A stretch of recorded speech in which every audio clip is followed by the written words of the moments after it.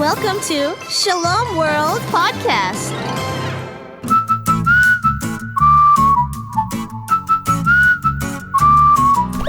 Come and play with Katie and Koco. That's the way. Get ready, let's go. Flying through the air with Koco, telling stories with Katie. You and I together, meeting my friends that help us every day. Katie and Koco, play and sing, pray and bring. You and I, we do our thing. It's Katie and Koco. My friend Edith Stein grew up in a Jewish family in a city in Germany that is now part of Poland. Jewish? Didn't you say once that Jesus was a Jew? Yes, he was. He chose to be born into the Jewish race and practice the Jewish religion, which he had come to fulfill as the one the Jews had been waiting for. But not all Jews believed that he was really the one they'd been waiting for, as Christians believe. So there are many Jewish people today who still follow the Jewish religion, and Edith was just one of them. Right. So Jews don't believe that Jesus is God? That's right. And that's what Edith grew up believing, until she was 14, when she came to a point where she stopped praying and stopped believing in God altogether. Her father had died when she was only 2, and left with 11 children to look after. Edith's mother wasn't able to bring up all her children as strongly in their Jewish faith as she would have liked. Edith was very young when she stopped believing in God, Katie. What did she believe in after that? Edith was extremely intelligent and excelled in all her studies, achieving high results in university and becoming a passionate fighter for women's rights. Yet, despite her success and fascination with the new intellectual ideas of the day, those passing things could not satisfy her. She was searching for something more, but she didn't know where to find it. She was looking for Jesus, wasn't she, Katie? Only she didn't know that's who she was looking for. Did she know anything about him? In university, she first came to know about the Catholic faith. But although she was interested, she wasn't convinced to believe in Jesus just yet. What made her change? It was a long process. Her studies kept leading her closer and closer. Her experience as a nurse during World War I left her feeling empty, and she began to notice how different Catholics were to other people. One day, she saw a Catholic woman walking down the street and enter the church she happened to be passing by. Edith was surprised to see the woman come in, not for any particular service, but simply to kneel down for a brief prayer on her way home from the marketplace, as though she was stopping to have an intimate conversation with a friend. Did no one do that in her religion when she was growing up? No. She had never seen anything like it from any Jews or other Christians. So now did she believe in Jesus since she had seen that woman speaking with Jesus? Not yet. As she continued to study and talk with Christians, she became more and more convinced that God was real after all. But believing in Jesus was still a step she wasn't ready to take. She really didn't want to rush into it, didn't she? Not at all, Koco. She was one of the smartest women in Europe. If she was going to believe something and devote her life to it, she wanted to be certain that it was the truth. She wasn't going to turn her life around just based on some feelings and experiences. I suppose that makes sense. She's definitely smarter and wiser than me. I jump into things all the time without knowing much about it. It has to say, kids, well, you should probably try to be a bit smarter like Edith was. Hey, but I know something you kids can follow Koco in. Really? You can be as eager as Koco is to learn about our friends in heaven and try to be like them. Oh, yeah. I guess I can. But Edith was probably more eager to learn, wasn't she, Katie? Yeah, I do have to admit that. But just because others can do something more or even better than us, it doesn't mean that our own efforts don't count at all. It would be boring if we were all the same. Yeah, I'm glad God has made us all different, but still be able to follow the example of other people. So what was Edith's next step in coming to believe in Jesus? She read the New Testament, Oh, what's that? the second half of the Bible, which tells all about Jesus. Growing up a Jew, Edith had only known the Old Testament, which tells all about the story of God leading his people Israel towards him. Christians believe in both the Old and the New Testament, but Jews only followed the Old Testament. Was she convinced after hearing about Jesus in the New Testament then? Almost, Koco. She was getting really close. As well as the New Testament, she read some spiritual books written by other Catholic saints and scholars.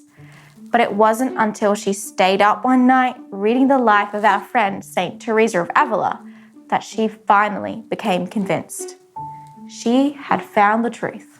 Hooray, at last! She was baptized soon after and returned home straight away. Wait, really? I wonder how her family was going to react now that she had become a Catholic. Mother, I'm a Catholic. Well, she didn't waste her time about that. Why did you have to get to know him? Jesus, I mean. I'm not saying anything against him, but why did he have to go and make himself God? It must have hurt Edith that her family didn't like that she had come to believe in Jesus. Probably. But Edith never let it separate them. As a Catholic, she grew to love her Jewish faith even more than when she had been a practicing Jew, because now she saw how Jesus fulfilled all the promises God made to the Jewish people. Did her life change much after becoming a Catholic? Oh yes, more than she would ever have imagined. She became so in love with Jesus that as soon as she was allowed to, she entered a Carmelite convent in Germany, taking the name Teresa Benedicta of the Cross, and devoting her life to God while still continuing her studies and writing many things. It would have been pretty different for her going into the convent and leaving behind the world she was so familiar with. It was different, but not how she thought it would be. She had thought that when you enter religious life, you had to leave everything behind and only focus on God.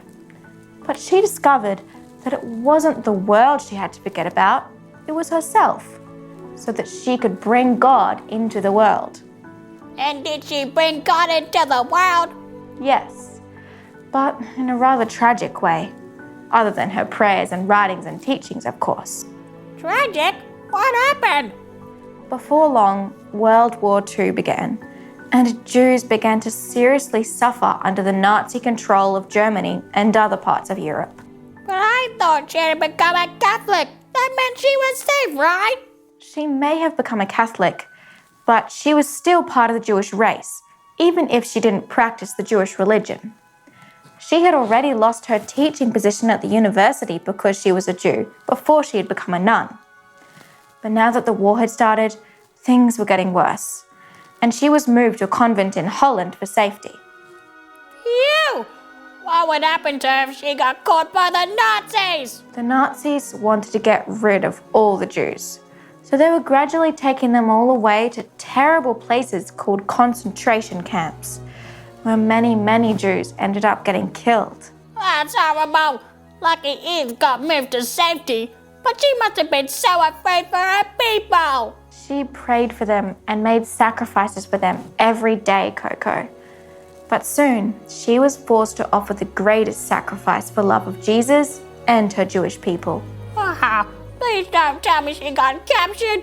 I thought she was brought to safety. The Catholic bishops in Holland were outraged at the terrible things the Nazis were doing to the Jews. So they wrote a public document condemning the Nazis. But do you think the Nazis were going to listen and stop attacking the Jews? I doubt that. Unfortunately, you're right. Instead of listening, they fought back and made a new effort to arrest all Jews who were converted to Catholicism. Oh no, was Edith kept safe still? Both Edith and her sister Rosa, who had also converted and become a Carmelite, were soon arrested and sent off to a concentration camp along with all the other Jews. Sad. At least she had a sister with her, I guess. Did she help the other Jews? They must have been pretty sad. Edith was determined to live up to her religious name, Blessed of the Cross, and accept this great cross she had been given to carry alongside Jesus. Though she was only in the camp for 1 week before she died, she didn't let those precious days go to waste. Picture this. You're in a crowded, dirty place, surrounded by frightened strangers and fierce guards. You don't know where you are or where your family is. You're hungry, tired, and cold, and you don't know what is going to happen to you. Even your own mum is too sad to look after you, and you can't help crying along with the others. But then, through the tears in your eyes, you see a woman. She is different. Although you can see she is deeply sad, you can tell she isn't thinking about her own misery. She is looking around at everyone else and suffering because they are suffering. She is sitting beside another woman who is crying with her arms around her and her lips moving, maybe in prayer, maybe speaking words of comfort. Then she sees you looking at her, and you see something you've almost forgotten. A smile. She gets up and makes her way over to you, offering you her arms in place of your mother's, and giving you her coat to keep you warm. She tells you to trust in God and make sure that when the guards come handing out scraps of food, you are given something to eat. Is that what Edith was like in the concentration camp, Katie? That's what she was like to everyone around her. She forgot herself and instead focused on bringing the love and peace of God to her despairing people around her. That was how she spent her last days on earth, comforting and praying for her people. They didn't know Jesus, so she became like Jesus for them. I bet she's still praying for us and the people in heaven. I'm certain of it. Let's ask her especially.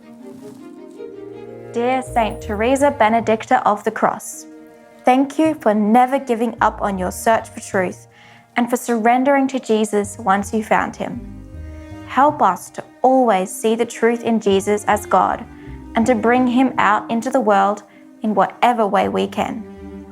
Please pray for all students for success in their studies and for the Jewish people that their love for God will never fade. Ready? Ready? I'm tall when I'm young and short when I'm old. What am I? Ah, that's what. If only I was smart as St. Edith Stein, I could probably know this riddle straight away. St. Edith, pray for me and the kids to guess this riddle. Wait, what was it again, Katie? I'm tall when I'm young and short when I'm old. What am I?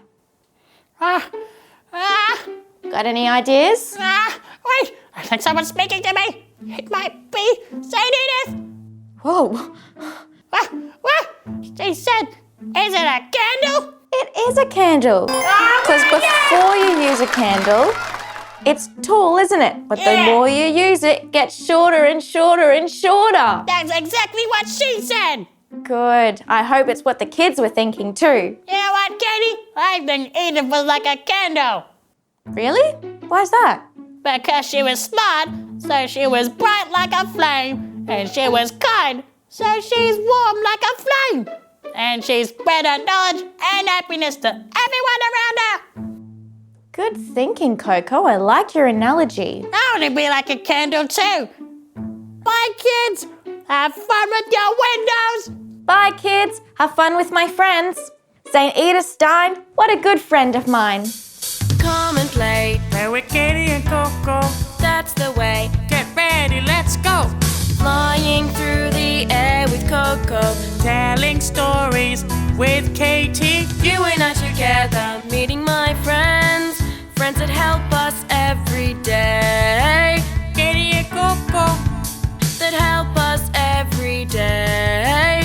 Katie and Koco. Play and sing. Pray and bring you and I, we do our thing. It's Katie and Koco. Shalom World Podcast is now available on all online platforms, including Apple Podcast, Spotify, Amazon Music, and others.